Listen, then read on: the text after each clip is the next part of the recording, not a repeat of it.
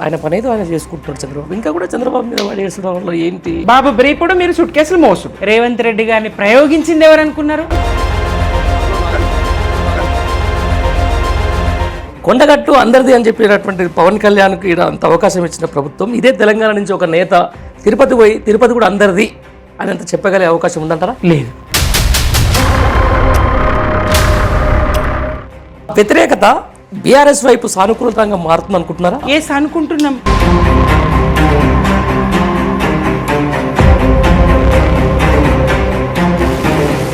ఇంటి ఆడబిడ్డకు సమాధానం చెప్పండి, ముందు మమ్మల్ని క్వశ్చన్ చేసే ముందని చెప్పేసి కాంగ్రెస్ పార్టీ నాయకులు అంటున్నారు. రేవంత్ రెడ్డి గారికి అంది వచ్చినటువంటి ఒక అద్భుతమైన అవకాశంగా కాంగ్రెస్ ప్రభుత్వానికి ముందర కవిత గారు బయటకు వచ్చారు. మీరేమంటారు? నాకు అవమానం జరిగింది, మీ వ్యక్తిగా మీకు అవమానం జరిగితే తెలంగాణ ప్రజలకేంటి?